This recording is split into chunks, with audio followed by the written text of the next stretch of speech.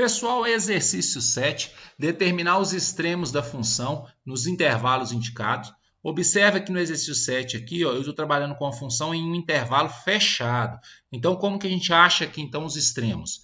Deriva a função, né? Iguala a função a zero, achou o ponto crítico, que é o zero. O que você faz com esse ponto crítico? Você pega os extremos desse intervalo, no caso aqui o menos 1 e 3, observa se esse ponto crítico está no intervalo. Se tiver, coloca ele aqui.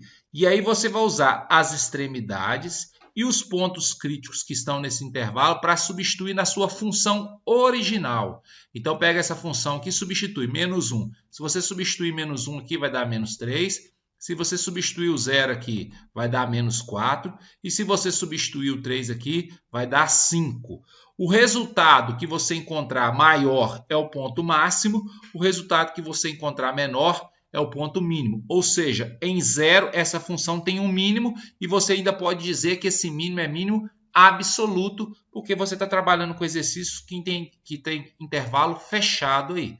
Esse 5 é o maior valor da função, ele acontece no 3, por isso que a gente fala que a função tem um máximo no x igual a 3, e esse máximo é um máximo absoluto. Então, quando a gente está trabalhando com funções em um intervalo definido em um intervalo fechado, nós podemos utilizar esse mecanismo para encontrar os máximos, os pontos máximo e mínimo, e nesse caso, os extremos absoluto, mínimo absoluto e máximo absoluto aí.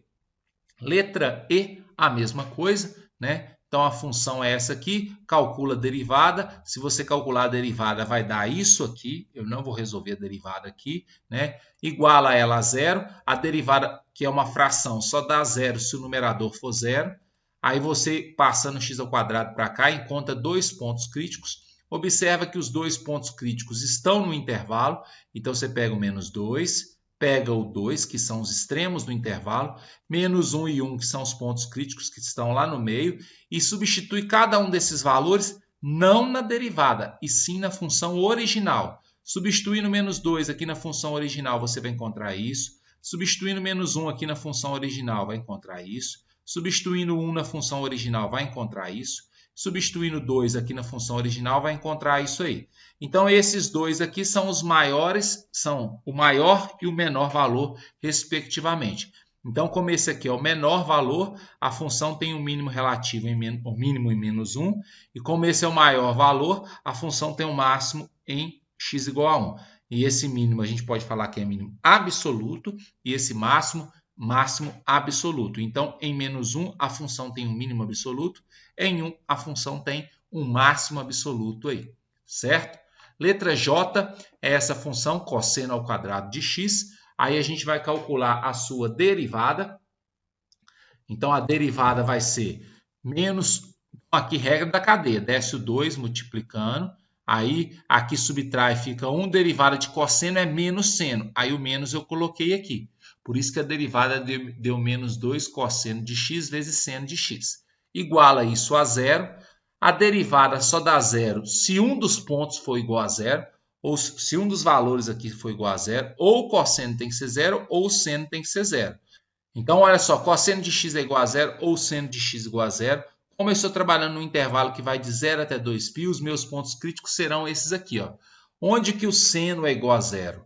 Em 0, em π e em 2π. Onde o cosseno é igual a zero? Em π sobre 2 e em 3π sobre 2. Então, esses 5 são os nossos pontos críticos, né? Como o 0 e 2π, que são os extremos, são esses pontos aqui, e os outros todos estão dentro do intervalo, então é só substituir esses valores na sua função original. Então, substituindo 0 vai dar 1, substituindo π sobre 2 vai dar 0, substituindo π vai dar 1, substituindo 3π sobre 2 vai dar 0, substituindo 2π vai dar 1. Então, esses três aqui, né, são valores maiores, esses dois são os valores menores aí. Então, ela tem um mínimo em π sobre 2 e 3π sobre 2 e o máximo em 0, π e 2π. Lembrando que aqui é mínimo absoluto e máximo absoluto, né? Aí, às vezes, você está vendo aqui, ó, mais de um ponto mínimo e mais de 2 pontos máximo. Mais de um ponto mínimo e mais de um ponto máximo. E são pontos absolutos. Aí você pode pensar assim, ó, professor, mas você disse lá atrás que não pode dar mais de um mínimo e mais de um máximo. Eu não disse em relação a ponto, mas eu disse em relação ao valor. Observa que aqui é 1, 1 e 1. Os 3 pontos máximos, eles têm a mesma imagem. Então, esse é o maior valor da função. A função não vai gerar em momento nenhum ponto máximo maior do que 1. Assim como a função tem o mínimo nesses 2 pontos, eles têm o mesmo resultado, que é o zero aí, certo? Então, tem 3 pontos máximo absoluto, aqui faltou a palavra absoluto, e 2 pontos mínimo absoluto, faltou a palavra absoluto aqui também.